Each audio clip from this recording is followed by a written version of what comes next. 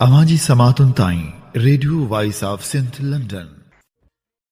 Trump वटि Iran सां ॻाल्हियुनि खां सवाइ को रस्तो बि आहे या न? इन बाबति असीं अवांजे समातनि जी नज़र करियूं था ख़ुसूसी रिपोर्ट जेका असीं अवांजी ख़िदमत में पेश करे रहिया आहियूं BBC उर्दू जे तावन सां।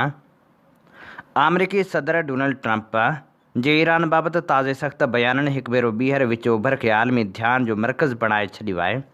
हिकु तरफ़ ट्रंप ईरान जी क़यादत ते सख़्त तनक़ीद कंदे वधीक फ़ौजी कार्रवाइनि जूं धमकियूं ॾेई रहियो आहे त ॿिए तरफ़ हू इहो बि इशारो ॾिए थो त अमरीका ऐं ईरान में ॻाल्हियूं अञा मुकमिल तौरु ख़तमु न थियूं आहिनि। इहा ॻाल्हि ज़ाहिर करे थी त फ़ौजी दॿाउ बावजूदि सिफ़ारतकारी जो दर अञा बंदि नाहे थियो। गुज़िरियल महीननि दौरान अमरीका ऐं इसराइल ईरान ते दॿाउ वधाइण ऐं उन जी हुकूमती पॉलिसियुनि खे तब्दील कराइण जी कोशिश कई, पर ईरान पंहिंजे बुनियादी मौक़िफ़ तां पोइते हटण लाइ तयारु नज़र नथो अचे।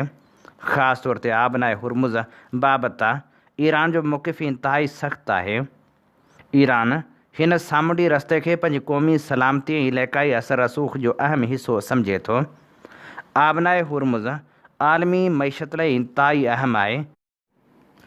तजिए निगारनि जो ख़्यालु आहे त अमरीका वटि ईरान ख़िलाफ़ु फ़ौजी ताक़त ज़रूरु मौजूदु आहे, पर सिर्फ़ ताक़त जे ज़रिए तहरान खे पंहिंजी शर्तनि ते राज़ी कराइणु आसान न आहे। साॻे वक़्तु ईरान बि ॼाणे थो त डिघी फ़ौजी छिकताण खेसि मुआशी ऐं सियासी तौरु वॾो नुक़सानु पहुचाए सघे थी।